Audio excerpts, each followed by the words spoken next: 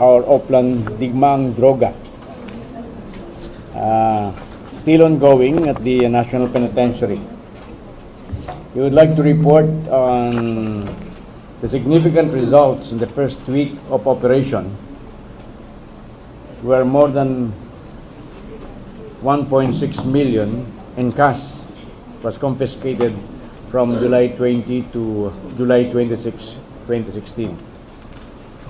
Oplan Digmaang Droga, the Department of Justice initial salvo in President Duterte's war on drugs at the National Penitentiary, have gained significant grounds in its first week of implementation.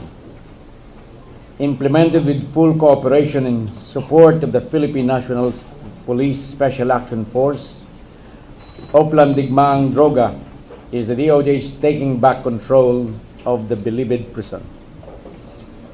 Digmaang Droga is not only a mere search and seizure activity. It is more comprehensive in breadth and frequency.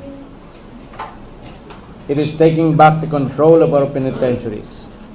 Our jails are not havens or sanctuaries for drug lords. That will never be a case during my watch. Beginning July 20, 2016, all the personnel of the NBP have been replaced by the elements of PNP Special Action Force, SAP, who have undergone intensive training in prison management. Our foremost objective is not only to curb, but to totally eradicate all drug-related activities at the National Beloved Prison. If we succeed, we will strike a major blow in the drug trade in the country. And that is indeed a big leap in our war on drugs. But beyond that, we also want to reorient our NBP personnel via retraining program so that their competence can be enhanced, as we have been doing that in the Department of Justice. On July 21, 2016, the sins of the NBP were replicated in all the penal colonies in the country, like Sablayan, Iwahig, Zamboanga, among others. Oplan Digmaang Droga was envisioned to be applied on a nationwide basis. I am proud to report that in 1 week period, from July 20, 2016 to July 26, 2016, the search and seizure of the SAF at the NBP have yielded a total of 1,612,909 in cash, 80 bladed weapons, 12 ice picks, a caliber .38 pistol, 6 improvised shotguns, 152 cell phones, 62 mobile phone chargers, 6 sachets of suspected shabu, 1 plastic of suspected marijuana, 48 television sets, all of which are considered prohibited items. As a result, we at the DOJ are now studying the possible liabilities of the persons responsible for the proliferations of these items inside the NBP. Once we have determined their violations, we have a word that we will pursue them, to borrow the words of President Duterte, relentlessly. The hammer shall fall, and it shall fall mightily. There will be no sacred cows. This is just the first barrage of our war on drugs. We will pursue President Duterte's mandate for us to wage war on drugs, criminality and corruption with dogged determination, and we shall marshal all the powers and the resources at our disposal to eradicate these problems.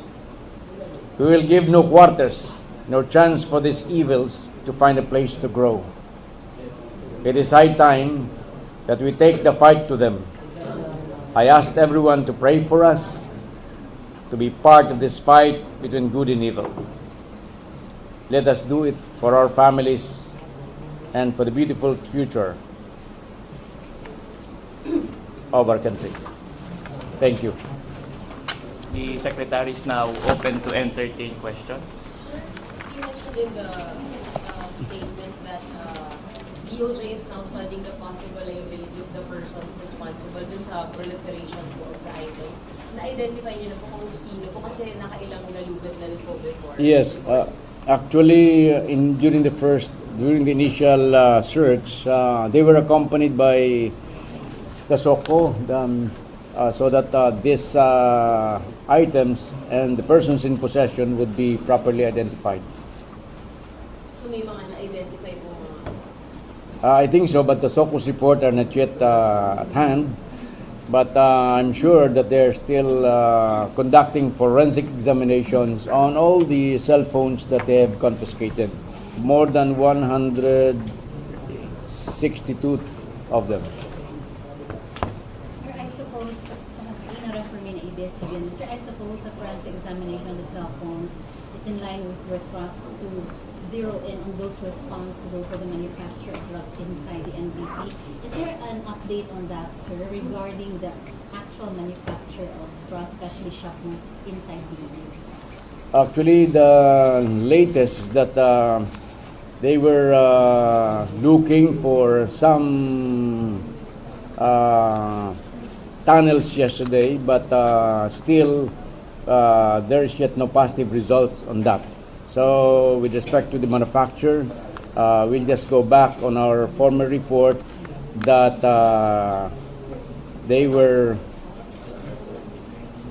having this shabu by evaporating from the many amounts of bottled water from, where the precipitate been found to be shabu and used by the inmates inside the penitentiary.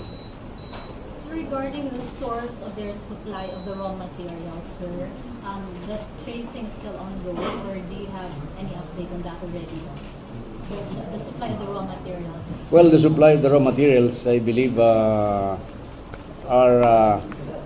came from many things. First, they very lax with respect to the visitation rights or visitation of the inmates by the relatives. They go as far as inside the cell of these prisoners with all the things they are bringing with them. So I think the source of these are from these people, as well as from the different vehicles of the NBP itself. But because of the strict implementation of the rules of the prison by the SAC, I believe that this has been temporarily stopped in the meantime. There are possible other sources. For example, some of the we have found out that some of the supposedly religious personnel who are conducting some preachings inside the inside the Bilibid are conduits for bringing in drugs as well as prostitutes inside the Bilibid. Identify na yun yung mga supposed religious personnel? They were just I was just informed by some of the Bilibid personnel. But since the SAF took over last July 20, they never have got a chance to do it. That's why in the first day of the Digmaang Droga, there were so many misinformation, disinformation, in order to discredit the SAF. They were telling that they heard several gunshots inside, that the SAF troopers were abusive and physically hurting the inmates, that they've been using water hose against the inmates. As a matter of fact, this was even declared, or some of this news came from, this stabilization came from the chaplain of the NBP in one of his press conferences. So, but I found out that these are not true. As a matter of fact, because we believe that the SAF are well trained, disciplined, I believe that from the beginning, I immediately sensed that these are just rumors to discredit the effectiveness of the SAC. So because of this, the ones complaining are the relatives who were prevented from visiting their relatives in prison, and because they were prevented from visiting 6 hours, and their visit was shortened to merely 30 minutes.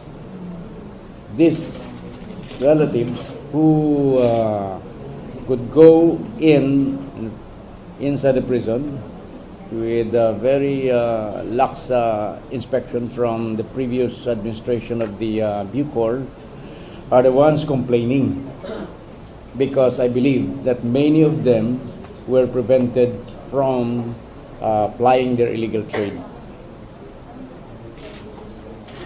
So I congratulate on this score. I congratulate really the SAP troopers and their commanders for doing an excellent job. How are we handling now the COVID-19, especially they were already removed from the normal business and turned over to building 14? Well, many of you witnessed that they were in the initial, on the first day, that they were taken out and put in 2 buses. The 53 of them, including the 19. But on the first day, what we got are only the signal boosters, monies, shabu, and other equipment. But we never got a single cell phone from Building 14. That's where the believed 19 were detained, plus all of them were 53. But a follow-up operation on that Building 14 the following day, we confiscated 150,000. Aside from the 415,000 that we confiscated the previous day and day one, we confiscated an additional 163,000, mostly from Peter Co. Well, we got also heat-sealed plastic sachets, suspected to be shabu, and we got 34 cellular phones. When 22 cellular phones and 34 units of cellular phone chargers, when before we did not confiscate them. I asked the SAP, oh, how did they do it? Well, some of them, just like Peter Co, hid one of his cell phones. I think we confiscated 3 cell phones from Peter Co. Hid in his slippers, in the sole of the slippers. The others are in the toilet. The others are in the chair or in shampoo bottles. In other words, there were so many of them that, but we got 22 cell phones the following day, when before we got 0. Because we believe that neutralizing the use of the cell phones will be the key to stop the drug transaction inside the Bilibid. So just to clarify, when you mentioned these religious groups are being used as conduits for the entry of the illegal drugs and the prostitutes, that's knowingly, sir. They know what they were bringing. They know. Yes. Because they are selling this in connivance with these guards, with the personnel of the NBP. Well, they're selling of course, that's not selling. They are offering these prostitutes to the prisoners for 4,000 to 5,000 pesos per. Sir, ano ba yung sa sinasabing religious Christian? Binan nyo na ba sila before?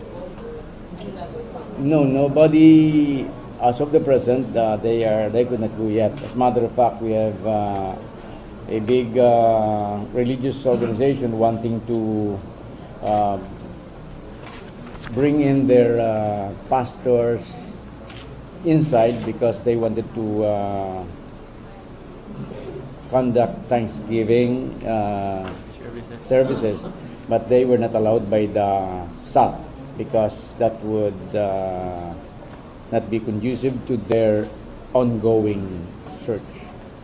Pero kung sir involved sa bringing in prostitutes, what will you do with isang group lang ba yun? I really don't know if there is only one group, but we have an NGO organization that has been telling us, or they saw me here in the DOJ, and they told me about this prostitutes and possible drugs and other prohibited items inside the prison. That's being looked into. That's being looked into. It is being looked into. As a matter of fact, the search still ongoing. Sir, have you talked to the chaplain of the Philippines? Sa kanya po yata nanggaling yung info na may pagsabog sa loob. Sa kanya nga. That's why it was proven to me that there's no such thing. So anyway, in his press statement or in his interview, he said that he was just informed. In other words, hearsay lang. Kaya wala naman siyang personal knowledge. But I don't know why it should come from him. I told those people that we should give trust and confidence on the SAP troopers because we believe in their capability, in their honesty, and in their integrity.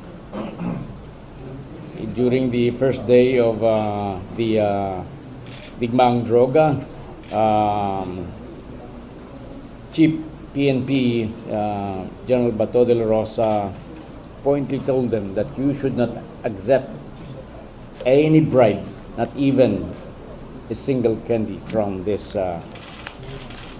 prisoners.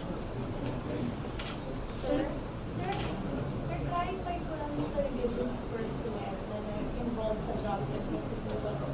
Sir, na-prove ba na legit silang religious personnel o nagpapanggap lang silang religious? Actually, there's yet no in-depth investigation on that. But I was just informed by the president of that NGO, together with three guards. They are incumbent guards of the NBP. Meron din namang matinong guards eh. Nagsumbong din, pumunta dito sa DOJ. Kasama yun, 3 silang guards na talagang pinatutuhanan nila na nangyayari yung gano'n. Sir, ngayon, stop muna lahat ng preaching, religious activities, gamit sa labas, Stop muna, sandali lang naman yun eh. Kaisang linggo pa lang naman tayo. Sir, yung grupo, yung religious group, kailan pa daw, sir, nila ginagawa yung practice na magdadala ng prostitute? Paano nga? Ito po mga bawal. Actually, yun nga, hindi pa in-depth yung ating investigation. So, we have to investigate that. Pero may na-determine nyo na ba kung gaano karaming religious groups ang pumapasok sa loob ng Not yet. Hindi ko pa alam kung kasi daming problema doon. Kaya daan lang ng report sa akin yun eh. Sir, yung stop although nagkakundak investigation, gano'n sir kaya katagal abot na bawal may mag-preaching doon, magturo?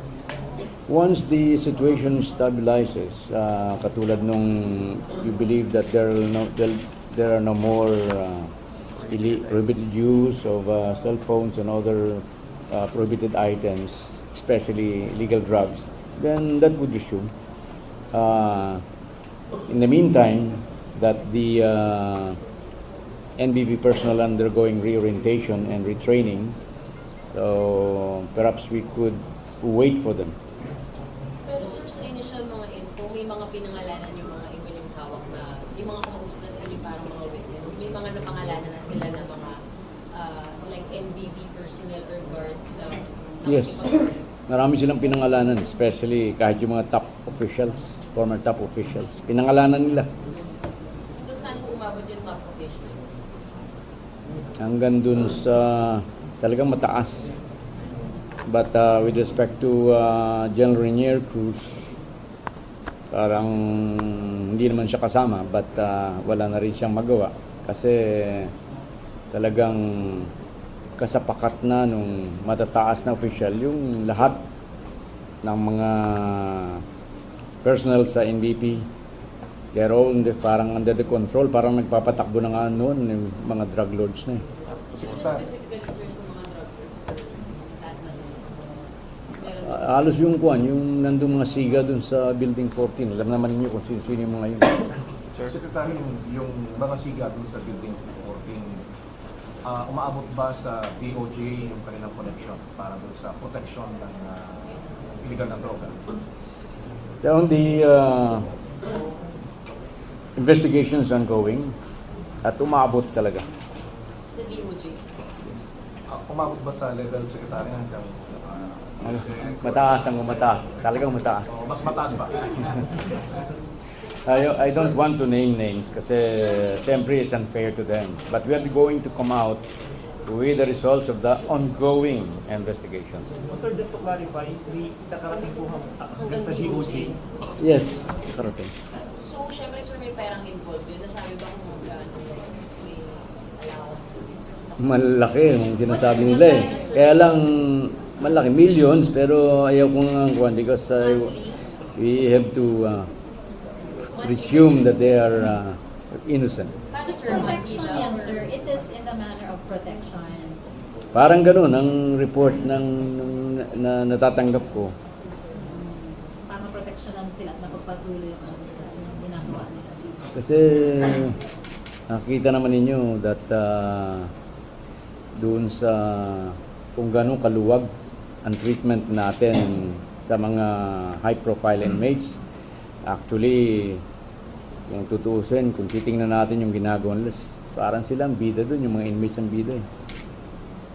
Sinusuportahan ng mga public officials. Sila talaga ang nagmamando kung anong nangyayari doon. Hindi maaaring pumalag ang mga ordinary guards or even the officers.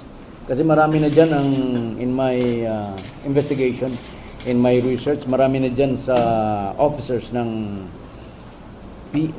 NBP. They were liquidated upon by the inmates through their contact. So, sir, yung mga high-profile inmates, yun lang ba yung tatlo o yung 19? Hindi lang sila. Actually, marami sa kanila doon eh. Although yung iba, hindi pa familiar ang pangalan. So, one more high-profile inmate was added to building 14, si Dominguez. Dominguez. Carnapping, sir? Sa carnapping galing sa Bulacan. So, inad siya doon.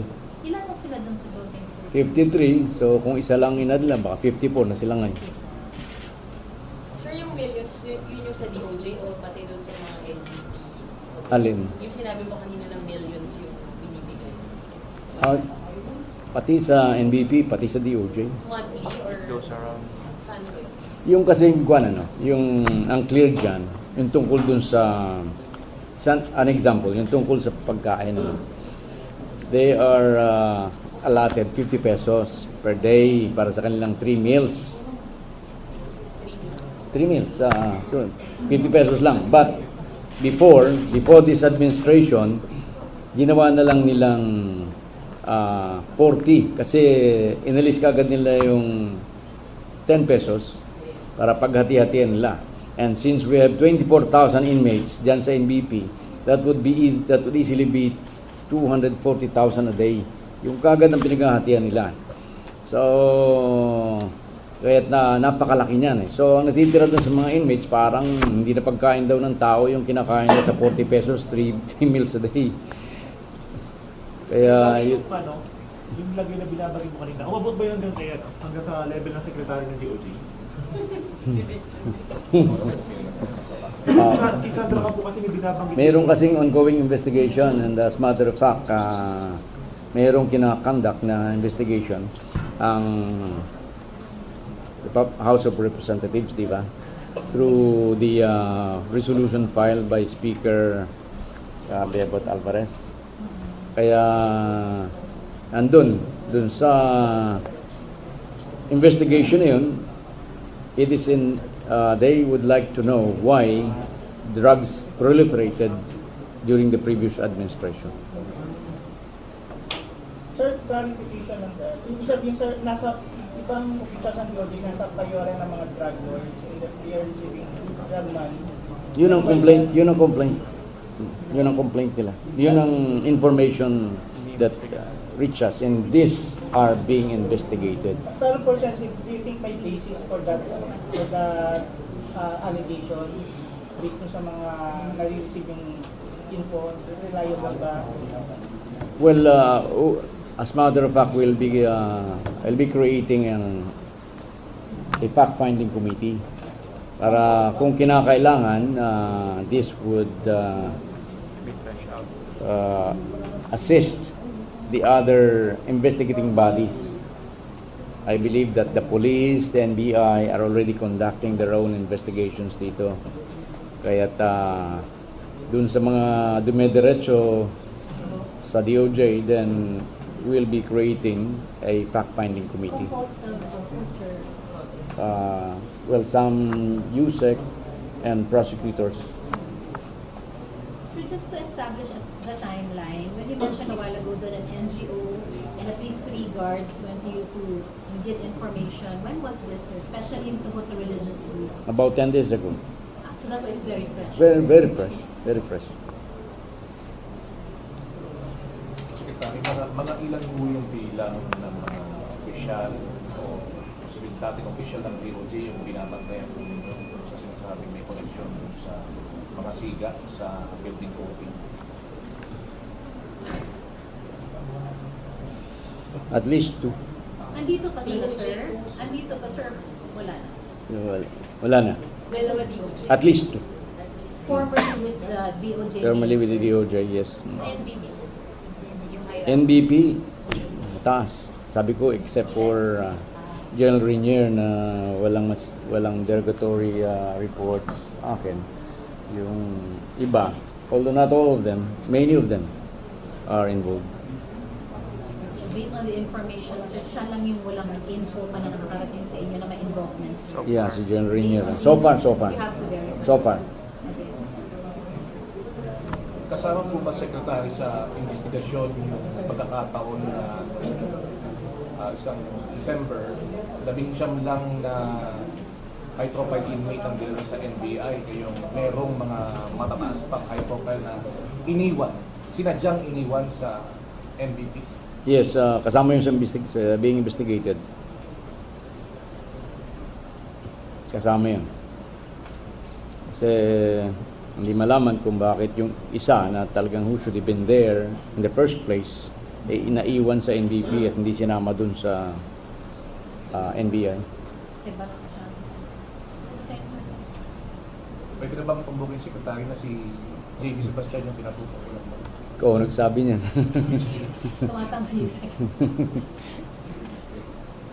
So, sir, Sa religious personnel, religious groups, anong pwede niyo pong sabihin kung anong religious groups? No. Sabi ko nga, report lang sa akin yung that particular meeting 10 days ago, kaya wala pang malalim na investigation being conducted on that. it's not a single group, sir. It's not just one.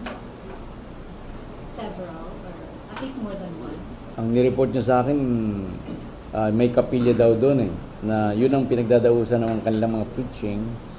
Tapos, apparently, bona fide religious group sila, pero mayroon din silang kasamang 4 or 5 women na napaggalaman nila na hindi pala kasama talaga yung kundi they are yung prostitutes. So, isang grupo lang po talaga. So far, sir, isang grupo pa lang po. I am not sure kung isang grupo lang tinutukoy nila. Secretary, i-clarify ko lang yung kanina yung binabanggit yung chaplain ng Bilibid. Kasi siya yung nagsasabi mo sa inyo earlier last time na maging siya hindi nakapasok sa kanyang opisina. Pinagbawalan ng staff. So, ano yung sa tingin nyo na reason bakit isa siya nagpapakalat ng sinasabi ni misinformation? Kasama siya kasi dun sa isang interview niya, sinabi niya meron daw siyang napag-alaman na binibigwasan ng SAF yung mga inmate. So, but from the statement, alam na alam mo na wala siyang personal knowledge. In other words, hearsay. So, dapat doon, he should have conducted. Nandun naman siya.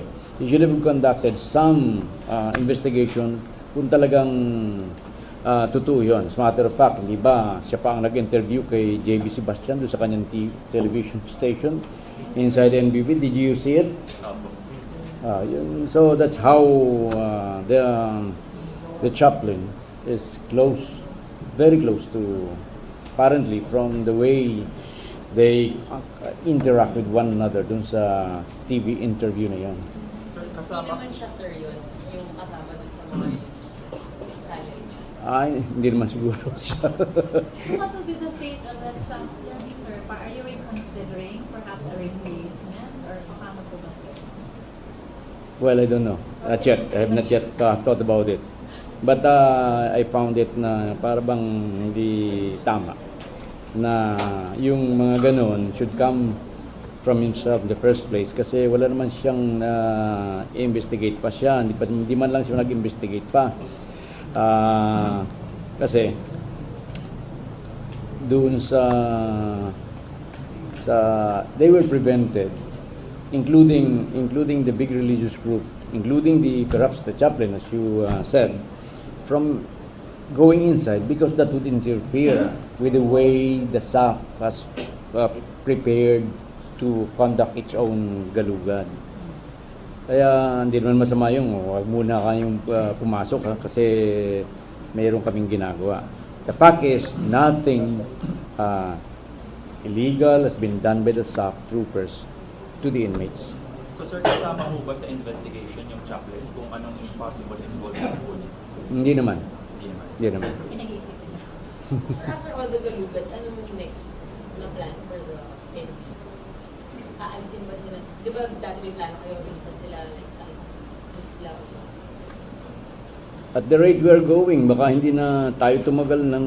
We are prepared to go as long as 2-3 months for SAF to be in charge. And kung talagang walang mangyayari, anong usapan namin on is that we have to rotate them with the Marines. Pero apparently, hindi natin kailangan ganun maghintay ng ganun katagal. So hopefully, ganun na mangyayari. And hopefully, also, yung the one who promised to donate the jammers would be will contact me so that we could finalize the donation of the jammer, of the Israeli jammer. Secretary, nabanggit po ninyo kanina yung TV sa Bilibid, yung interview ni Chaplain Aguirre kay JB Sebastian. Please educate us nga po, is it legal to have a community within the Bilibid run by the inmates?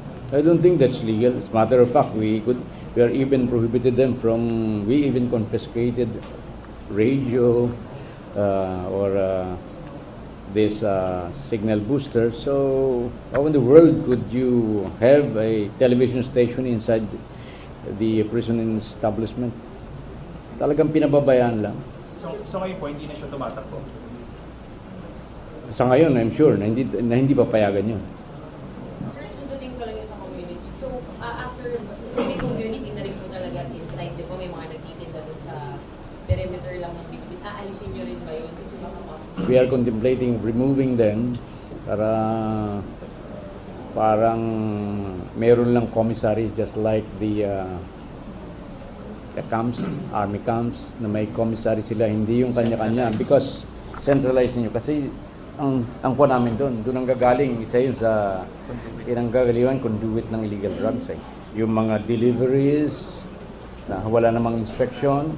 We have there in prison several x-ray machine para i-x-ray natin yung lahat ng dinadala nito mga relatives to visit the inmates. Pero ang katakataka doon, madami nating x-ray machine sa Bilibid pero hindi ginagamit. Ngayon gumagana na, sir? Hindi pa ngayon kasi it will be set up. Kasi wala pa namang nakakabisita Sir, kumusta na po yung plano ng DOJ sa pagbili ng physical data sa Israel? Yun nga, yung sabi ko, hinihintay ko na to come forward na yung mag-donate eh.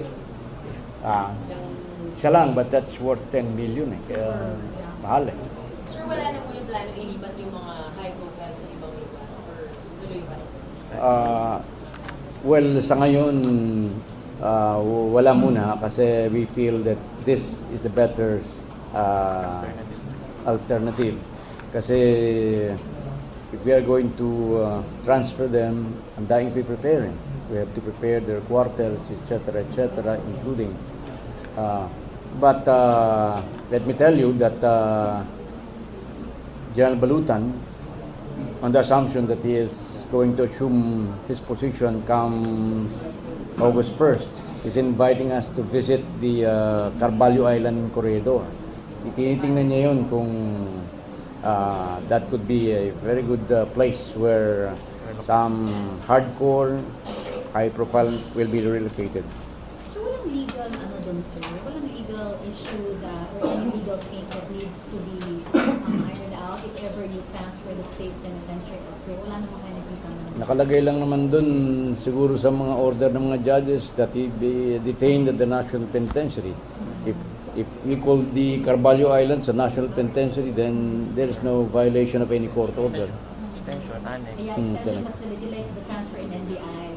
Sir, no? Yes, as a matter of fact, they are questioning the NDA's detention, di ba? Yeah. So dito, baka wala na yung question na yun because once we establish Carvalho Island as an annex of the NBP, then that would be part of NBP and there will be no serious legal objection to that.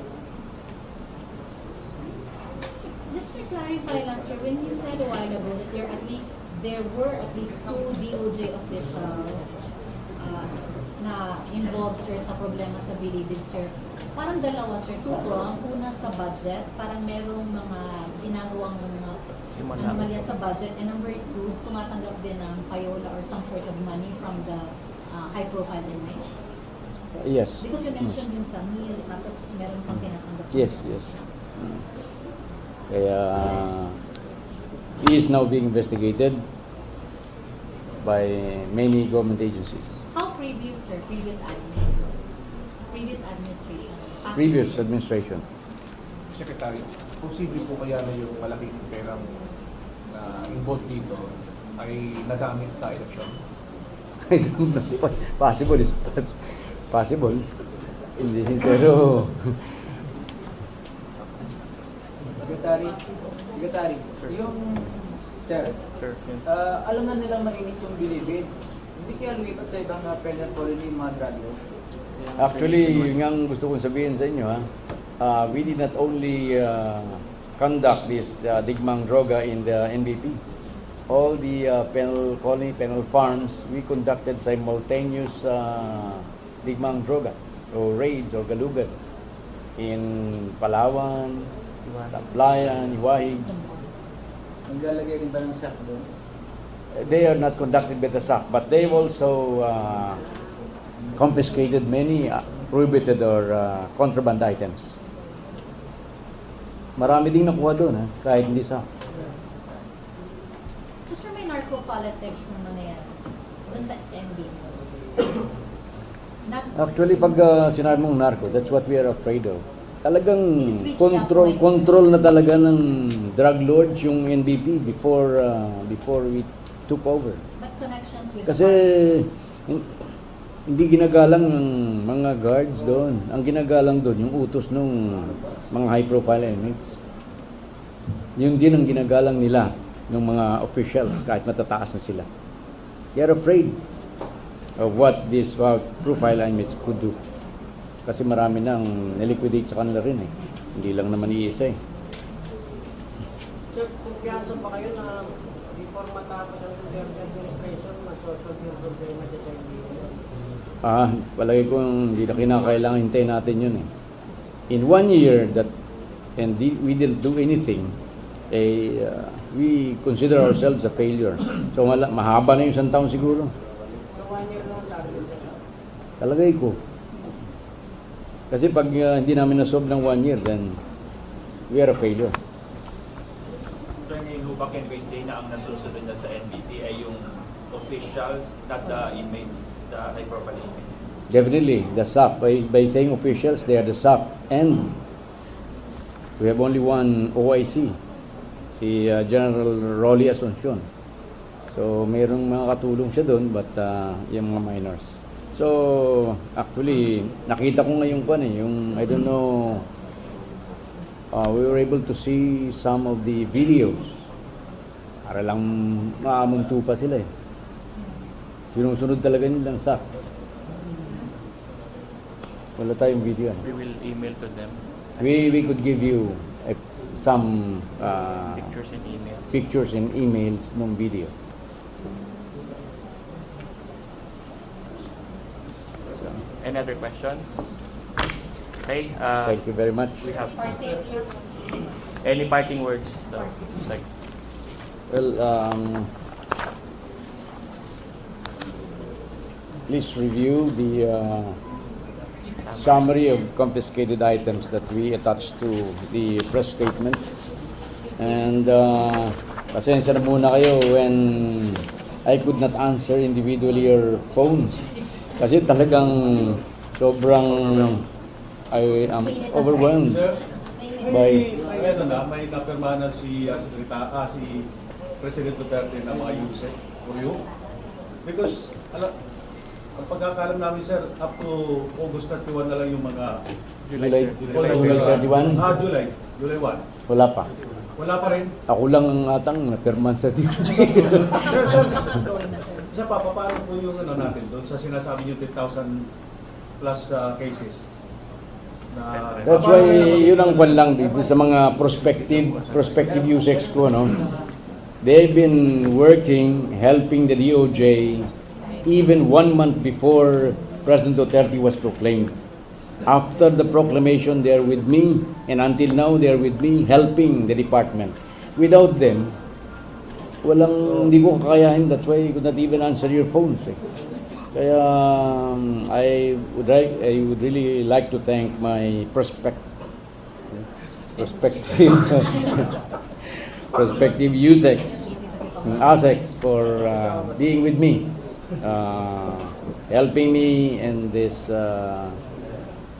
even in this NBP, a prospective USEC was the one paano, helping sir, us. ang pag-resolve ng mga cases na yun kung wala kang mga USEC to act doon sa mga kasong yan?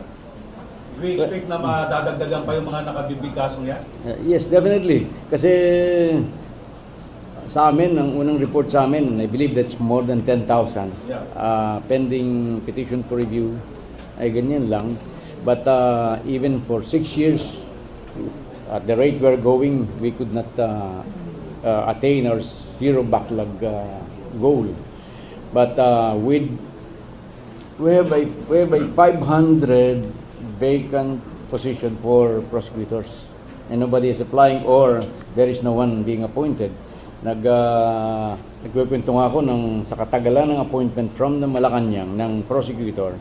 Yung isang prosecutor ng DOJ, nakatanggap siya ng appointment niya as fiscal in the morning, and so he took his oath of office as a prosecutor, and then in the afternoon, naabutan niya yung nakatanggap naman siya ng appointment niya as RTC judge in the afternoon. So on the same day, so he took again his office as an RTC judge. Why? Kasi, I don't know why it took so long for the palace to appoint these prosecutors. Kaya, when the appointment of the prosecutors are not forthcoming, nag-a-apply sila as RTC judge, MTC judge, o kaya public attorney's office, o kaya nagjo-join sa private law office. Pero yun nga, dapat madali natin because we have a vacancy for 500 prosecutors and we want to add 2,000 prosecutors more. So I would like to appeal to the public, to the lawyers, to join us at DOJ. May idea mga gano'ng karami ng applicants? Hindi pa masyado eh. That's why I would like to appeal to the public to join us at DOJ. Sir, mayroong creation ng Supreme Court na 200 plus drug court and asking the Department of Justice to assign prosecutor. Yes, we are aware of that. As a matter of fact, that would be one of the topics this morning with my meeting with the Chief Justice. I have a meeting. We will have a meeting. Yes, that's why. Sir, yung sa NBP, sorry sir ha, yung the transfer to Nueva Ecija, because the bidding was ongoing even before you assumed, tuloy pa rin yun, sir. Alin? Yung sa PPP, yung sa Nueva Ecija, the transfer of the state penitentiary to Nueva Ecija. Tuloy pa yun. They are all being studied. Transfer to Nueva Ecija, mayroon lang problema doon. Bidding, sir. May problema kasi doon kasi yung 500 hectares to be donated from the military reservation, 400 of them are being claimed by private persons. Kaya sinasabi ng DOJ doon, dapat ang i-donate sa amin, sa DOJ, yung malinis ang title. Now, we are also looking for other places, just like the Carvalho Island, where General Baluton will be flying there August 1st. And also, we are also seriously considering looking to an island in Palawan where we could establish another annex of the MVP. So, on hold yun, sir? Yung bidding, naka-hold siya? Yes, sir. Good morning. Regarding the bidding for the transfer to Fort Magsaysay, the bidding is scheduled, I understand, last week of August. The bidders, the pre-qualified bidders have requested to defer the bidding to some later date so that they could still study the documents and the requirements. So the Bids and Awards Committee is considering moving, but there's no final decision yet on that point. Okay. Thank you. Sir, last lang. Sir, isang sir appeal ng yung sa mga political prisoners, sir, yung sa camp ng pinapalisada, sir, ng mga sa NPA, CPP, NPA. Ano, sir, status po doon? Sa mga demands yata. Actually, parang meron silang demonstration the other day. Wala pa, but because we are preoccupied with these NDF representatives, consultants supposedly going to Oslo for the peace process. But I don't know what would be the implication in view of the fact that some of our government forces were ambushed by CAPGU, by the NPA, and the President's pronouncement that there is no good explanation for this, then he might withdraw the offer or the ceasefire, the unilateral ceasefire he offered to them. Would that affect, sir, yung appeal for the release of the political prisoners? It could, but because it's related, but let's wait for it, for development. Thank you. Okay, thank you. Thank you. It's still Nueva Ecija. Nueva Ecija pa rin yung diba, sir? Yung bidding na yun will proceed, but yung premise na Nueva Ecija. Yes, that's the part of the package. Yeah, kasi we're not sure if we're moving to Caballo. So Nueva Ecija pa rin, sir. If you base it on the PPP project, it's Nueva Ecija. Yeah, so for the meantime, tuloy lang muna yun, sir. In the meantime, the process is still ongoing. While you're looking for an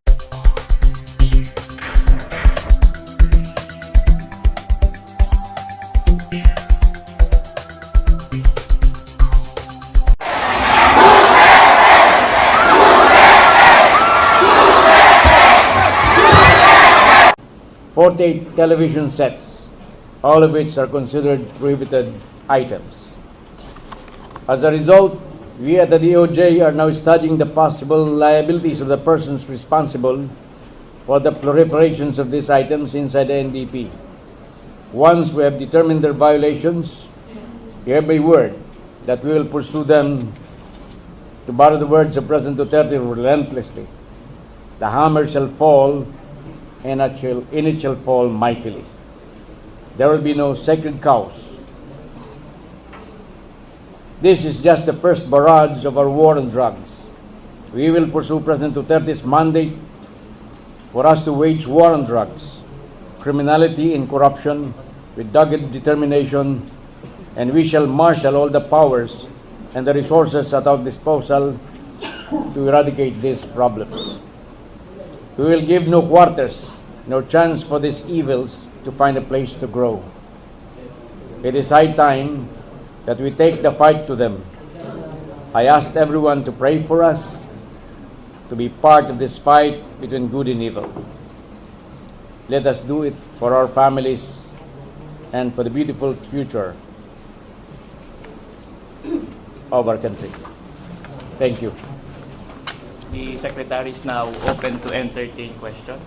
Sir, you mentioned in the statement that DOJ is now studying the possible liability of the persons responsible dun sa proliferation of the items. It is not only to curb, but to totally eradicate all drug-related activities at the National Bilibid Prison. If we succeed, we will strike a major blow in the drug trade in the country. And that is indeed a big leap in our war on drugs. But beyond that, we also want to reorient our NBB personnel via retraining program so that their competence can be enhanced, as we have been doing that in the Department of Justice. On July 21, 2016, the sins of the NBP were replicated in all the penal colonies in the country, like Sablayan, Iwahig, Zamboanga, among others. Oplan Digmaang Droga was envisioned to be applied on a nationwide basis. I am proud to report that in 1 week period, from July 20, 2016 to July 26, 2016, the search and seizure of the SAF at the NBP have yielded a total of 1,612,909 in cash, 80 bladed weapons, 12 ice picks, a caliber .38 pistol, 6 improvised shotguns, 152 cell phones, 62 mobile phone chargers, 6 sachets of suspected shabu, 1 plastic of suspected marijuana. Identify niyo na po kung sino po kasi nakailang nalugat na rin po before. Yes, actually, during the initial search, they were accompanied by the SOCO, so that these items and the persons in possession would be properly identified. So may mga na-identify po mga... I think so, but the SOCO's report are not yet at hand. But I'm sure that they're still conducting forensic examinations on all the cell phones that they have confiscated. More than 162 of them. Sir, I suppose, Sir, I suppose a forensic examination of the cell phones is in line with your thrust to zero in on those responsible for the manufacture of drugs inside the NBP. Is there an update on that, sir, regarding the actual manufacture of drugs, especially shopping inside the NBP? Actually, the latest is that they were looking for some tunnels yesterday, but still there is yet no positive results on that. So with respect to the manufacture, we'll just go back on our former report that they were having this shabu by evaporating from the many amounts of bottled water. Our Oplan Digmaang Droga, still ongoing at the National Penitentiary. We would like to report on the significant results in the first week of operation, where more than 1.6 million in cash was confiscated from July 20 to July 26, 2016. Oplan Digmaang Droga, the Department of Justice initial salvo in President Duterte's war on drugs at the National Penitentiary, have gained significant grounds on its first week of implementation. implemented with full cooperation and support of the Philippine National Police Special Action Force, Oplan Digmaang Droga is the DOJ's taking back control of the Bilibid prison. Digmaang Droga is not only a mere search and seizure activity. It is more comprehensive in breadth and frequency. It is taking back the control of our penitentiaries. Our jails are not havens or sanctuaries for drug lords. That will never be a case during my watch. Beginning July 20, 2016, all the personnel of the NBP have been replaced by the elements of PNP Special Action Force, SAP, who have undergone intensive training in prison management. Our foremost objective, where the precipitate been found to be shabu and used by the inmates inside the penitentiary.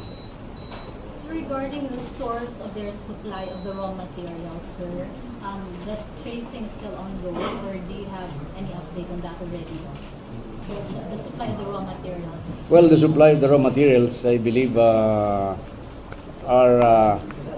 came from many things. First, they very lax with respect to the visitation rights or visitation of the inmates by the relatives.